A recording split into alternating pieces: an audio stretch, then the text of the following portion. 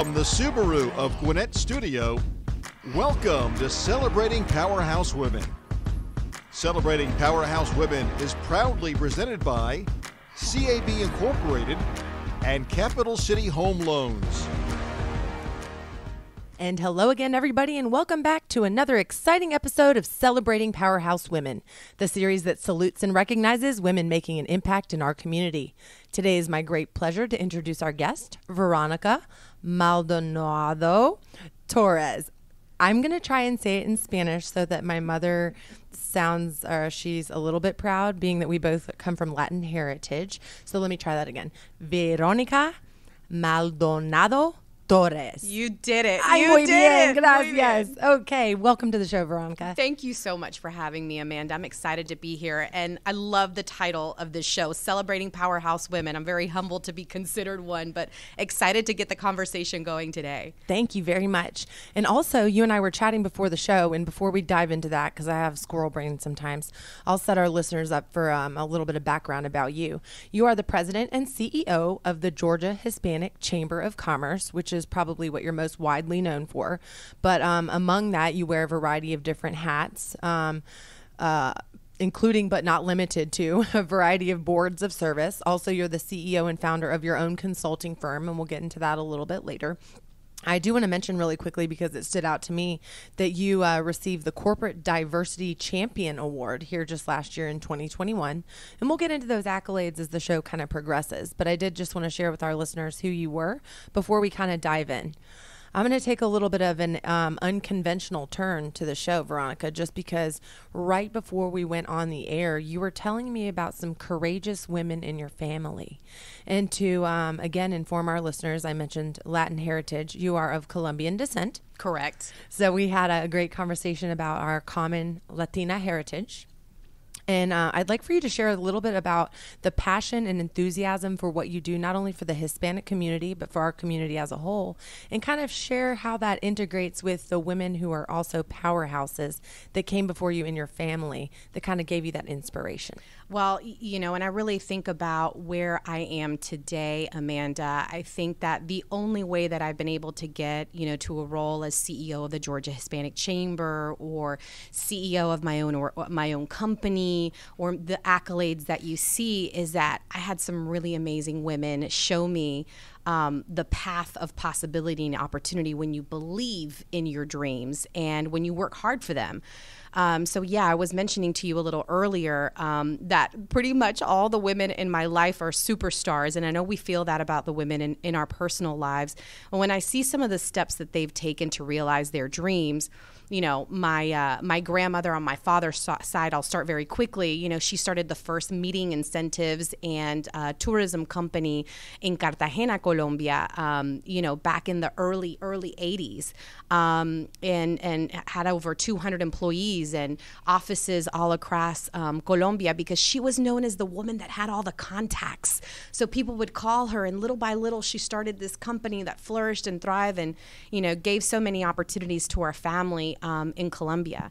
I think about my grandmother on my mother's side, who along with my grandfather decided to come to the United States, you know, again in the early 80s, where, you know, they came here at 40 years old.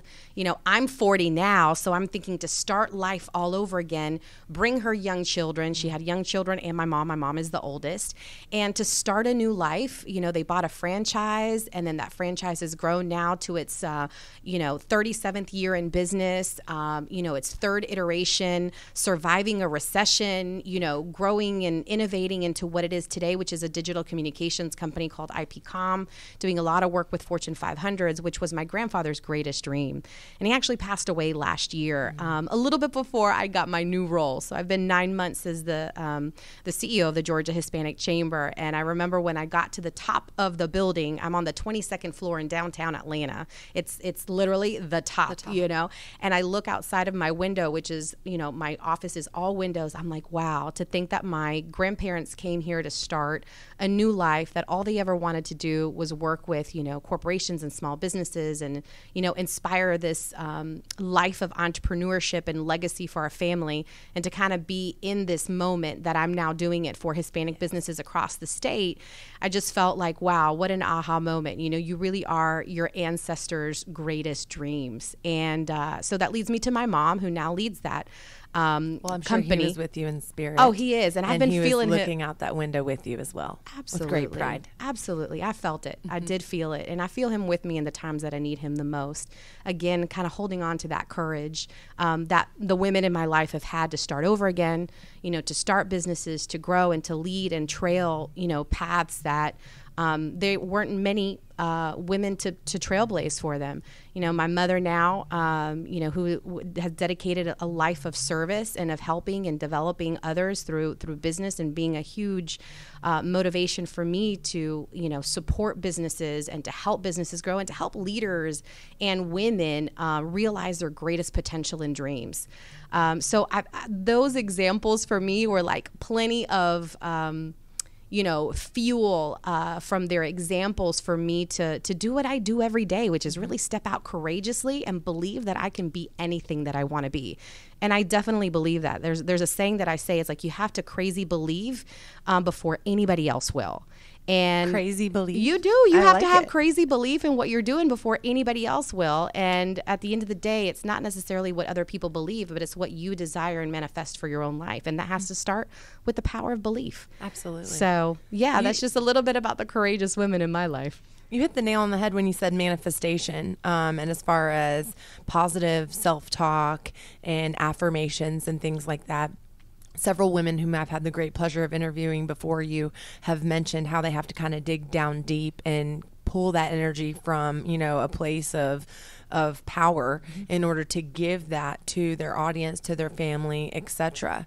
So kind of piggybacking on that and talking about balance and talking about positivity, what do you do personally, Veronica, to stay sharp and to stay level-headed and to be able to deliver your best you, not only to your clients, the community, but also your family? That's a really big question, but I'll share with you, I think one of the most foundational things that I've been able to do, which is why I feel that I've been as successful as I've been, and I'm so grateful for that, and I don't take the journey for granted at all, is that I really sit back and understand, what are my principles and what are my priorities, and what do I want to do with my life? And having that, I think, very well defined, I want to make a positive impact across those that I have the chance to come across. Whether, again, they're starting a business, whether they need a little dose of belief, if I need to lend them mine. I understand what my purpose is. And I also know that in order for me to live my purpose and do what I do best, I also need time to rest. I need time to rest. I need time to relax. I need time for introspection. I need time to refuel myself. In 2013, I had a really difficult time in my life. I had just assumed the role as the director for the Georgia Mentor Protege program, which was a program that helps scale small businesses between $1 million to $30 million in annual revenue with major corporations for a year. And I had the privilege of leading that for over 8 years. So about 400 businesses that I had the chance to support, scale, and get to one of the largest ones, about $500 million in annual revenue. But in 2013, I was excelling professionally and kind of hemorrhaging personally.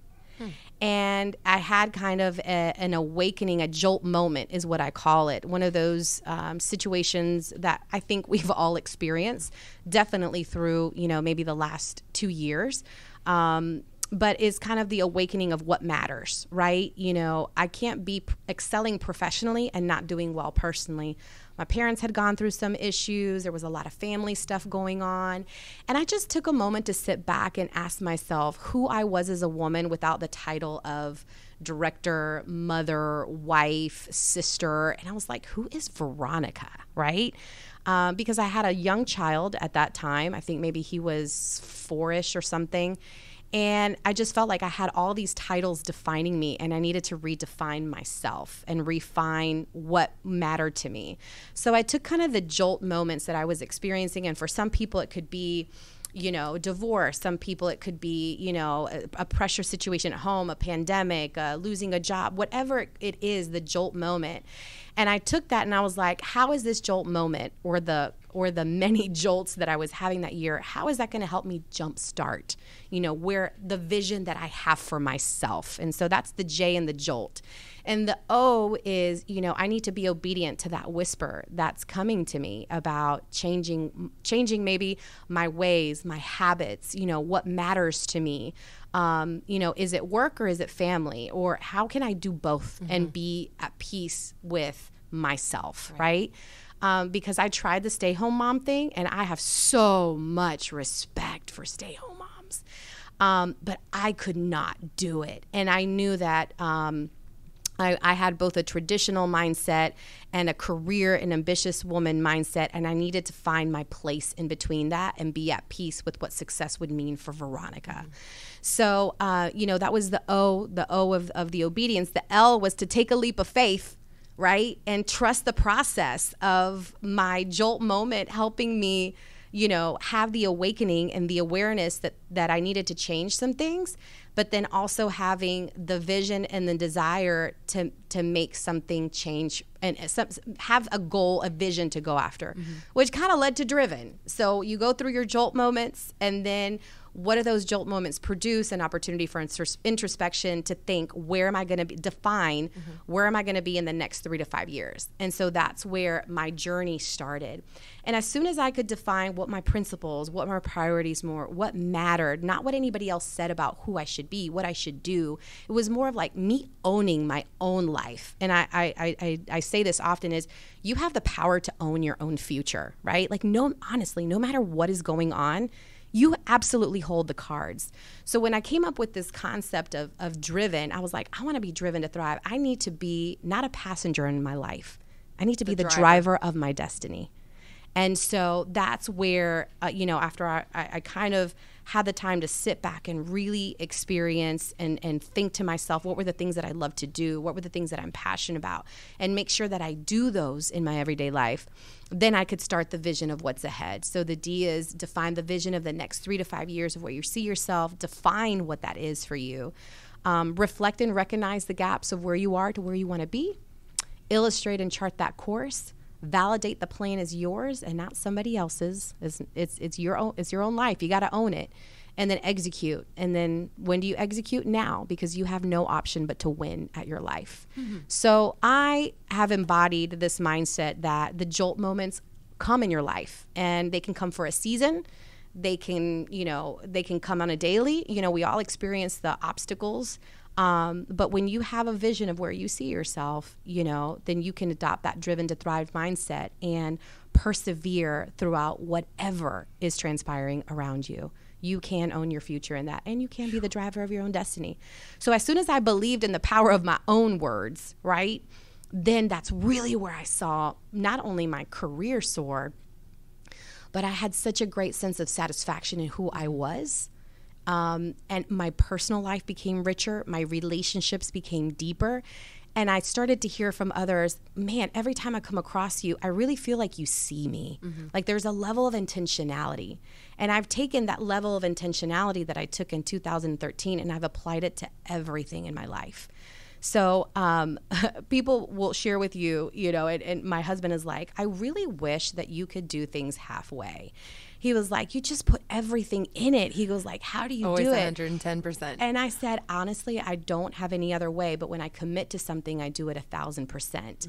And I'm committed because I have the conviction and the courage to know what my purpose is here. And my purpose is to make sure that I leave an impact on the business community or the people that I have the chance to come across. And I used to be overwhelmed with this feeling that I had this like calling to impact so many people. And, I'm a woman of faith, and I say it loud and proud. I took a moment to kind of pray on it. And I just felt like, God revealed to me, he goes, the way you're going to make an impact is one person at a time. It's not the masses. Right. It's one person at a time. And I can't impact somebody if I have not impacted and worked on my own life, right?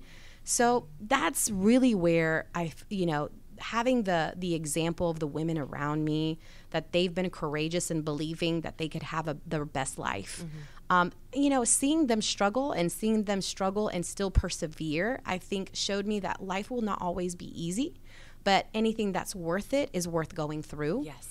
And that at the other end, it's all for a purpose. Excellent. So how do I recoup? I've realized that the driven woman also needs to be at 0 miles per hour, which means rest and refueling. And I struggle with that. I consciously have to tell myself to rest and refuel. And how do I do that? I spend time with my family. And because I'm speaking all the time, I am in a space with them that I sit back and all I do is listen. Yeah. I just listen. I listen to them, I listen to myself, I listen to how I'm feeling. And I do checks in on myself. How am I doing? Why am I feeling this way? And so it's constantly this zooming from in and out. Self-awareness. Oh, absolutely. A constant state of self-awareness. And that helps me refuel, spending time with my kids, spending time on... Which Veronica is a proud mother of I 2. am. She has a 5-year-old daughter and a 12-year-old son. I do. And he's about to turn 13, so y'all pray for me. Oh, goodness. Have the teenager in the name. Yeah. Teenager. I don't know, but these kids these days also feel like they become teens before the teen part hits. I don't know. It's the internet. Yeah, you're right. It's really accelerated life. They're exposed to our a lot generation more. was floppy disks and Oregon Trail, and now the kids, they just and so it's forced them to grow up a lot quicker. It definitely has. It definitely has. But yeah, I want to circle back around to something that you said before we take our brief sponsor break, and you said excelling professionally, and I wrote a blank here and I filled it in with, I didn't recall what you said. And you were suffering personally. What did you say? You were excelling professionally and blank personally. Yeah, kind of hemorrhaging a little bit. I was, there was a lot of personal things going on, that were really weighing in on me, and some family situations that were occurring and some challenges. And actually, to be honest, and I think it's one of the things I didn't realize, my son has ADHD, and we didn't know he has ADHD, which comes sometimes connected with other things like what is it? And now I can't think of the word, but it's oppositional defiant behavior and stuff like that. So we were really going through a hard time, and I was like, there were things that were making me question, me as a parent, what can I do? I felt out of my reach in understanding how to serve him and support him. And thanks to Emory, which we did a lot of parent management training, I was able to get the tools that I needed to help my kid, because there's nothing worse of a feeling than not being able to do that. And I think about, the neurodiversity and things that we're experiencing with kids with autism, ADHD. Truthfully, and I know we've got to go to a quick break, I think that going through that process with my son and seeing the world through the eyes of, somebody that sees life in a different way, and that is pretty brilliant, also taught me how to see people in a different light and how to connect to people in a different way. And it's made me extremely non-judgmental. It's made me have more grace and empathy as a leader, as a woman, as a mom, as a human being, which I think has really served me well in my career. So that difficult time period was actually a very big blessing, because it made me question a lot of things, and I think I'm on a good path. Yes, that's very nice. I too have experienced that, and I think, and you mentioned your age before, you and I only a couple years separate us, and that really struck a chord with me as far as giving everything I have and more to my professional entities. However, I suffer personally. My career has been on the forefront of my mind for the past decade, and that has been leading the charge. However, for the past decade, I've had a minimal personal life. Yeah. And thus far, it hasn't really impacted me. But here recently, I've been recognizing that there needs to be a shift. So thank you for sharing that experience. And what you said, you hit the nail right on the head right there. That was my jolt moment. That was your jolt moment? Yes. I have to ask you, did I just not write down the T? I got the J. Okay, your acronyms. Yeah. Jumpstart, obedient, leap of faith. What was the T?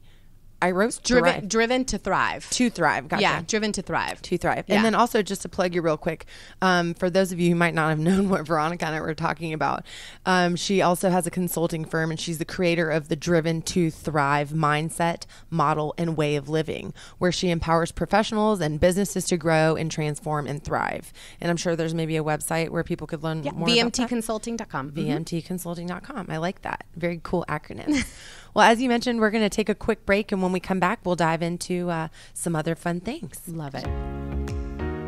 Since 1982, CAB Incorporated has been a distinguished leader in manufacturing and global sourcing, serving a variety of industries, including infrastructure, hydraulics, automotive, and rail, with their precision machined iron and steel products. As a woman-owned company, CAB Incorporated is proud to be a returning partner of the Celebrating Powerhouse Women series. With strong roots in the past and firm footing in the future, Capital City Home Loans combines an old-fashioned sense of community with a progressive attitude. They are a trusted full-service lender, offering mortgage finance products and empowering their associates to help clients choose the best options. They are focused on being the best and strongest lender in the Southeast. Visit cchl.com/locations to see all of their offices, including Gwinnett. And welcome back to Celebrating Powerhouse Women. I am your host, Amanda Pierce, today joined by Veronica. I'm going to try and say it again. Maldonado-Torres. Absolutely. You did it. I had to get that American out of my mouth there. For those of you who probably have no idea what we were talking about, my mother is from Argentina too, so I have a little bit of clout in the game. I'll say it's a dang shame I don't speak Spanish. That's Yours okay. is gorgeous. It doesn't make you any less Latina. And I just want to share that. Never too late. Yeah. Thank you to learn. Absolutely. I actually have Rosetta Stone in my car, so we'll see. When I drive, Duolingo or whatever works. Yeah. Before the break, we were talking about your consulting firm, and you do so many things. But I know that we mentioned before the show, for the past 8 months, your primary focus has been the Georgia Hispanic Chamber of Commerce, and that's really been kind of you've been at the helm of that ship. I'd like to give you an opportunity to share with our listeners a little bit about the association in case they're unfamiliar, and about the great impact that you have kind of instituted over the past few months. Awesome. Well, the organization is 38 years old. Our mission is to be the international and domestic economic development arm promoting Hispanic businesses and growing Hispanic businesses. And we are also the bridge to non-Hispanic entities, because at the end of the day, what I'm so excited is that not only are we growing our Hispanic business community, but we're building a bridge to make sure that we're working and winning together. And that's with everybody. You don't have to be Hispanic to be a part of the Georgia Hispanic Chamber of Commerce. So, our goal is to, provide those, business opportunities and business development opportunities. We got a couple of core areas that we focus on: business development, we have leadership development, and we do legislative advocacy. So we are the voice for the Hispanic business community down at the Gold Dome. Mm-hmm. And so working on legislation that ensures that, we have equitable pathways of opportunity, and, continue to do great things on that front. And we're in the middle of a legislative session. So part of my growing has been to get into that realm, because I come from the small business development world and capacity building world. And so we have about 7 signature events a year. We're one of the largest Hispanic chambers in the country.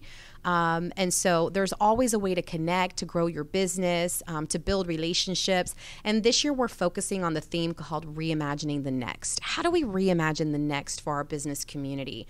The numbers are pretty amazing. We have more than 1.1 million Hispanics in the state of Georgia. Latinas are starting, which are, female Hispanic women.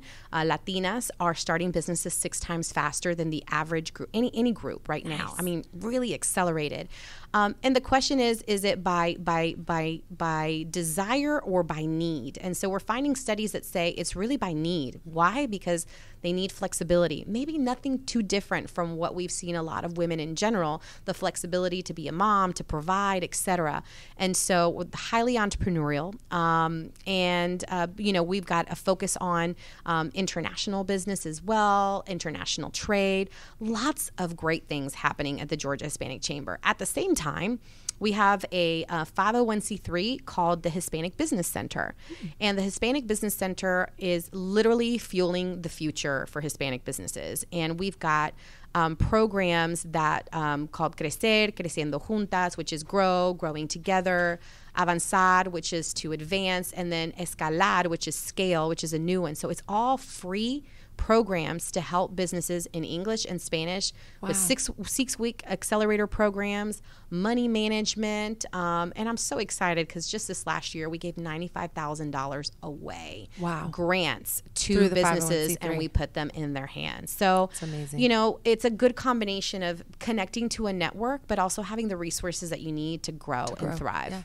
Thank you for clarifying that it's an association open to the public, because I'm sure there might be some people who would like to participate, but they might not have known that they could join, being that they were not Hispanic. Welcome to the chamber. The Georgia Hispanic Chamber is waiting for you, because we also have people wanting, you know, we've got job postings, and we have a labor issue going on now, and we do professional development, and we have an amazing Cultivating Hispanic Leadership Institute.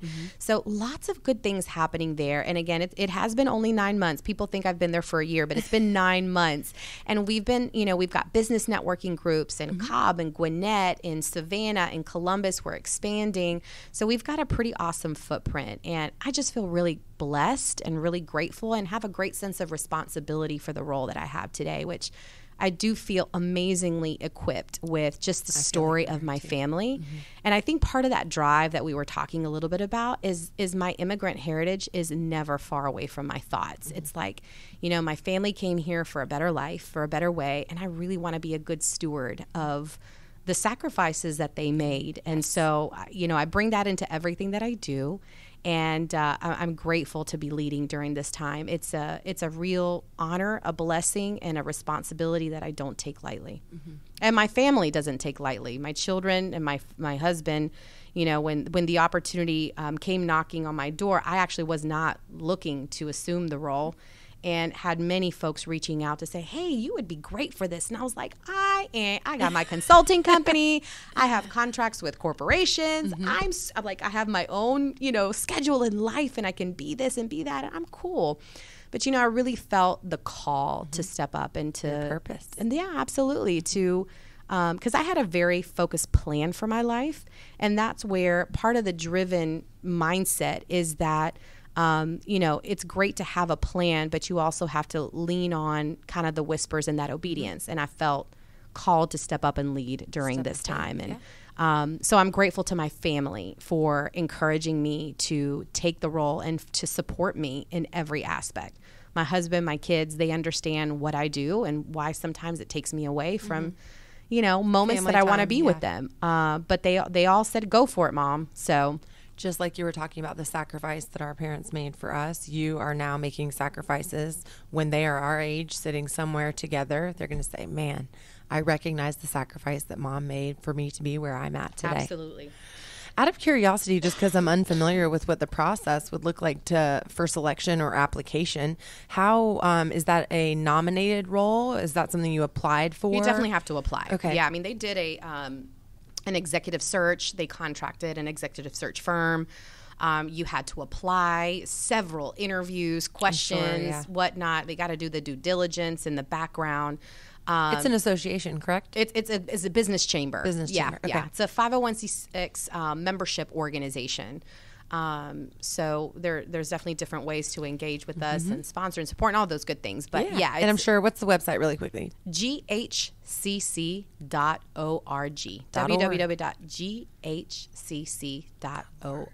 I plan on checking out some events so I can come and dip my toes in the water. Great things coming up. Hey, I would be remiss if I didn't share some of the wonderful things that you did within the community outside of your leadership with the Georgia Hispanic Chamber and then also your family. You are connected to the Gwinnett Chamber of Commerce in some way, which you can share about that here in just a moment. Also, you are a board member of the American Heart Association. You're a board director for the Assembly, which is a CID, Community Improvement District in DeKalb County. Is that? Also a board member of TAG, Technology Association of Georgia, Business Processes Management Group, among many other things. So and the latest one is really exciting. So it's the Emory Center for Ethics, which is so exciting because I happen to also sit and was selected for Mayor Andre Dickens' mayoral transition team, and the specific focus that I'm on there is on procurement integrity and ethics. So again, it's just this amazing alignment, and I think that ethics is needed in business and integrity, and I believe that I have been a example of that my entire career, but to be able to bring that to the community, to the different committees that I'm on is really an honor and an opportunity Powerful. a powerful opportunity, definitely. Well, congratulations on all of your service. And I guess my question to you is, out of all the arms in which you serve, I know you can't say favorite, but so we can't, they're all your favorites. Which, outside of the Emory Center, because you just shared your Right. enthusiasm and passion, what would you say is one of the things that you enjoy most about participating in which one of these entities? You know, they each kind of serve a specific purpose for me. And when people ask me, you know, why do you choose to be on boards, or why this one specific, you know, as a leader, I believe in innovation. I believe that, you know, technology is very important to making sure that our businesses are moving forward. So being a part of the TAG BPM group is a really important one, especially when we're experiencing so many supply chain issues. And that's a lot of what we talk about in the TAG BPM group. You know, the American Heart Association has been very near and dear to my heart. My grandfather passed away last year, I mentioned, and kind of COVID-induced, you know, a heart attack, but he'd already had a heart attack before. My other grandfather as well. And as a woman, there's a lot of stress. I think we all experience stress. I think women do not take care of themselves the way that we should be. And again, that is my own Achilles heel that I work really hard on trying to find that balance in my own life. But we really neglect ourselves. And that 0 mile per hour is really important. Women suffer significantly more from heart attacks. And I think that there's a personal call there as well to make sure that we're checking our heart, that we're checking our stress level, that we are taking care of ourselves. You know, we take care of our family, our careers, our faith, you know, et cetera, but we don't take the time to our community. We don't really take the time to take care of ourselves. And again, I say it very candidly. This is my Achilles heel. But I also know that it's an important aspect of making sure that we live a good life, that we're heart healthy, and that, you know, we pick our battles and we make the right choices for ourselves. And sometimes we have to say no to things that seem pretty amazing so that we can minimize the stress in our life. I need to do a better job of that. I always take on, yes, take on. Did you ever It's see part that of our movie? human nature. I think it's part of, you know, our makeup as women to take and nurture and say, And yes, we serve, can, and yeah. serve, you know. It's definitely part of our makeup, and it's something that we need to teach ourselves, you know, to do better at. And I think the pandemic for me, it was such a frustrating moment, actually, which I kind of had to come to Jesus. And I remember I was going to be, I helped launch a global women's leadership initiative in India with one of my clients, about 250 women who Virtually? needed empowerment. What's that? Was it virtual, Oh, or yeah, did you go- virtually. okay. And my computer ended up basically crashing. And do y'all remember 2 years ago? Well, they were 2 years kind of the date, but you know, you We're could all not trying to get get on computers. Zoom. Yeah. You couldn't get computers, right? And I just remember this horrendous feeling overcoming me, and I felt so impotent in trying to reach my goal. And finally, I realized, I just burst into tears. I was like, I'm not going to meet the goal. I'm not going to be able to do this, and I need to be okay. And there was a moment where when I kind of said that to myself, I kind of surrendered to it. And I just kind of felt a sense of relief and release. And I believe that is something that we can continue to work on as women, is giving ourselves permission to pause and to know that there is a season and a moment for everything. And one of the biggest takeaways that I took from the pandemic time, which really challenged my output, you know, there's only so much you can do with these new restrictions and restraints, was, you know, deciding to come out of the pandemic differently than I came in, and to Not just 20 reimagine a pounds different heavier life. like me. Exactly. Well, you know what? We all went through that, you know? And it took an opportunity to look at life differently and to decide. And I think that was a jolt moment for many people. So I like that jolt moment. Yeah. Coin that. Right there. You mentioned, we were speaking lightly about mentorship, and obviously outside of the women who have been influential within your family network, who would you say, and it could be male or female, has been a integral part of your success over the past decades? Who stands out in your mind? It doesn't matter if it was a collegiate phase, what phase of life you're in, but who made an impact in your world that you can speak about profoundly? Yeah, so from a female perspective, obviously, you know, my mother's example, definitely. And I can go real deep into that. But there was also another woman in my life who asked me to take a risk in my career and go work nonprofit after I'd pretty much been very corporate. And one of the things that she taught me was that in order to be a leader, you did not have to stop being kind.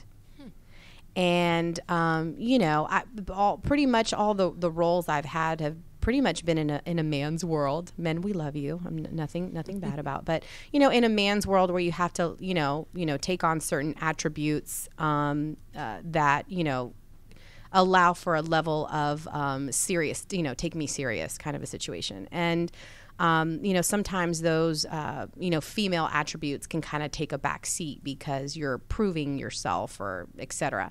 And she just reminded me that, you know, I didn't have to stop being a kind human being in order to make great things happen. Not that I was not kind, no, but she was just like the epitome, you know, of kindness in business. And way before now, we're seeing purpose-driven companies and empathy. And, you know, those were not the attributes we discussed 20 years ago, 15 years ago. You know, those are new attributes thanks to a new generation that wants and you know, needs this sense of purpose and meaning and kindness and empathy and emotional intelligence, et cetera. So she was huge in shaping that part of me. The other is actually a group of men. So I have a prayer group that I've had for about 7 years now. And it's 4 entrepreneurs, actually two entrepreneurs and 2 corporate men, and then little old me, I don't know how the world. But one of my friends came up. He was like, you know, you're one of those most faith-driven leaders that I know and friends in my circle. And he read a book called The Praying Circles, I think it was by Mark Batterson. And he goes, I need you and then this other friend to pray circles around me because I need redirection about what to do with my business next. And I was like, man, I'd be honored. And so we started kind of this prayer group and kind of praying over direction for his vision of his business and his life. And little by little, we started adding to that group. And 7 years later, I mean, it's 8:30 every morning. You know, I really try not to skip a beat. Obviously, with my schedule now, sometimes I have to. But it's 8:30 every morning. It's a 30-minute, you know, prayer call. And we talk about everything from every perspective, from family to work to tough decisions to employee relations. And that has been the best thing that ever happened to me. And kind of getting the validation of what I bring to the table as a woman leader. They lean in quite often. They're like, I would never have done it that way. This morning we were talking about, you know, bringing folks back into work, you know, and I told them, I was like, look, you can't command, you have to cuddle, you know. You can't command folks who have been home for 2 years to come back in, even though, you know, we're very results oriented and we've got goals to make and bills to pay and businesses to run and profits and all that. But, you know, we're in an era that's, it's a very interesting era. And so that's where I'm grateful that, you know, my female attributes, you know, of empathy and, there's a great book called The Athena Doctrine that talks about the differences between kind of the female and male attributes, you know, male attributes being risk taker or strategic or, you know, some of those, and direct even, and then kind of the female, which is more of the empathy and the cultivating. But I'm so grateful to have been kind of on both sides where you know, we need a lot more of that right now in the world, you know, the attributes of really how do we cuddle people in and rather than push them away. Or command, because they have a lot of options now. And so, yeah. Do you know Deirdre Cox? She's I on the do. board. I love Deirdre. She is the most vivacious person.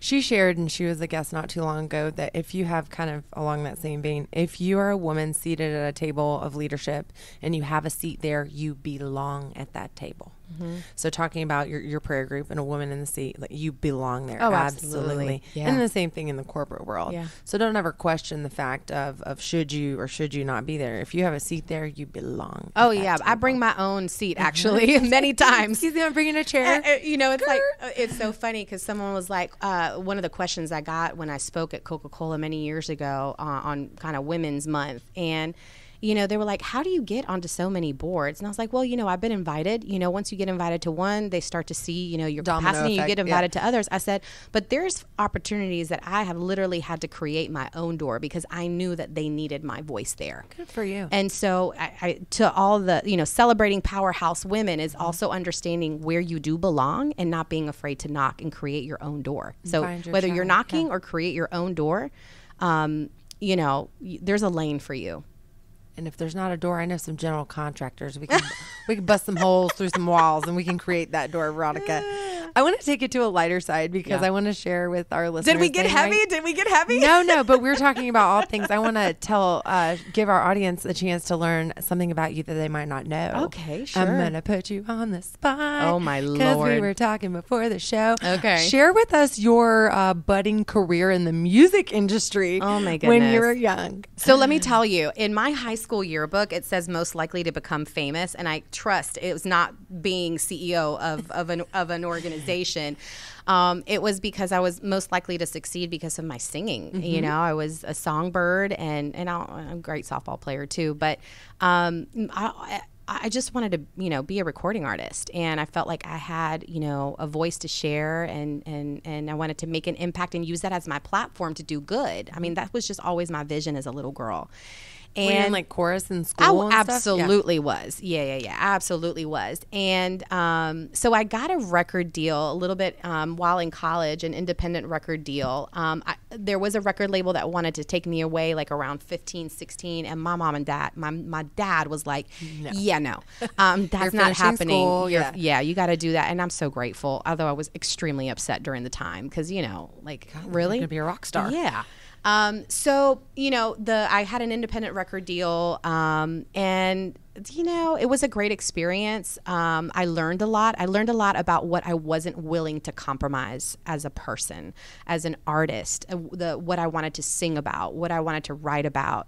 And I always knew that my voice would have an impact. And I just felt like I did not want to be singing about, you know, shaking anything in a club. Right. And I was like, no, you know, I want to heal the world and make it a better place, you know? And so I know the power of lyrics. Mm-hmm. And I know the power of my example, and I'm going to bring that back because under this, it's not going to work. So I stepped away.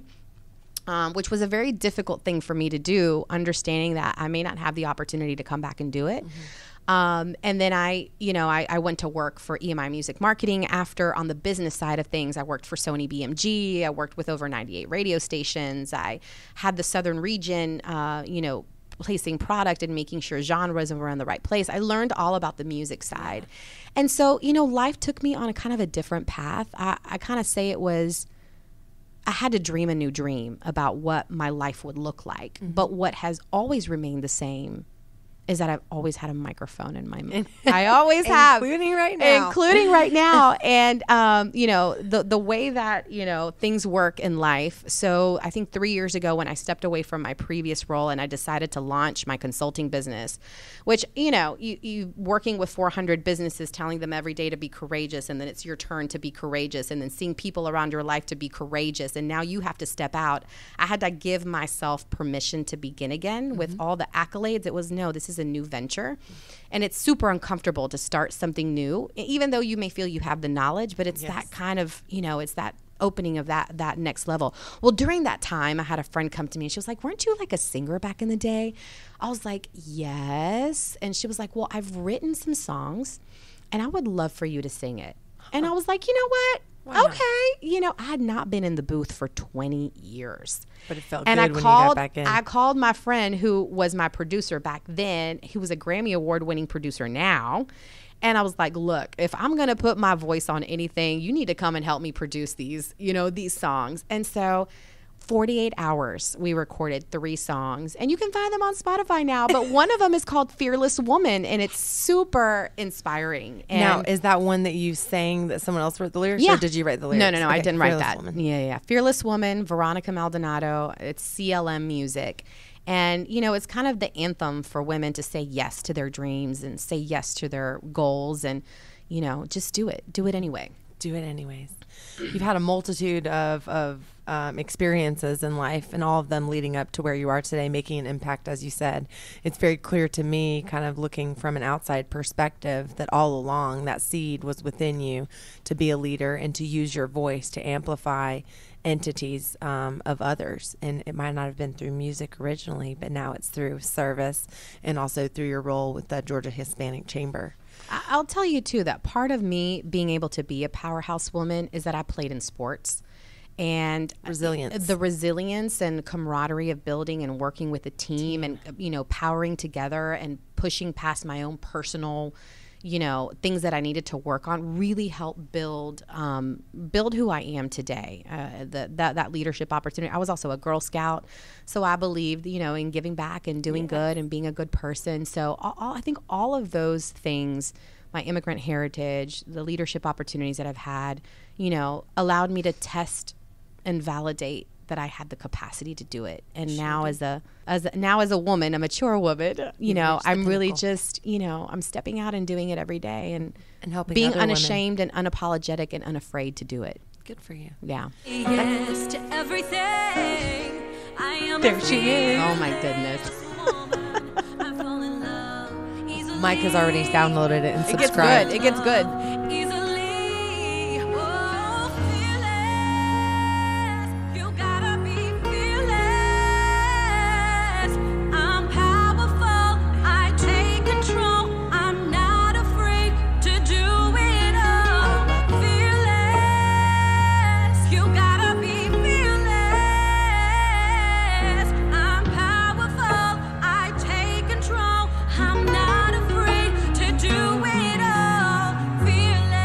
Mike, he's so good. He found that on Spotify. You have got a gorgeous voice. Well, thank you. I feel like that was like a lot, that was a long-winded, and there's a really good part term there for that in the world of like when you sing from your belly, because it's not like you're just talking. Like your diaphragm. Your diaphragm. Yeah. You've got a powerful set of pipes, girl. Yeah. She was mouthing it along too. For those of you who can't see, obviously that's her song. I'll have to listen to the whole thing. It when was I get a in the very car. full circle moment. I'll tell you, lots of tears, and lots of gratitude for being able to be in a place and record these songs that, in a season of my life, I really felt like that was everything I was going to do. And who knows, what's in store. I'm not saying no to anything, but right now I'm doing my best to lead and serve where I am. There you go. Ladies and gentlemen, today my guest was Veronica Maldonado-Torres. You did it. I'm so proud of you, Amanda. Thank you. And before we say adios, Adios. Please share with our listeners any parting words, final thoughts, words of wisdom that you'd like to leave with our audience.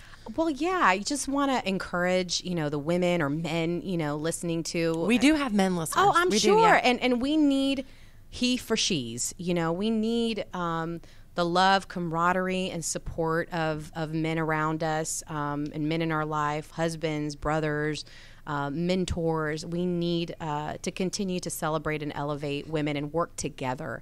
And to the women listening, there's nothing you can't do.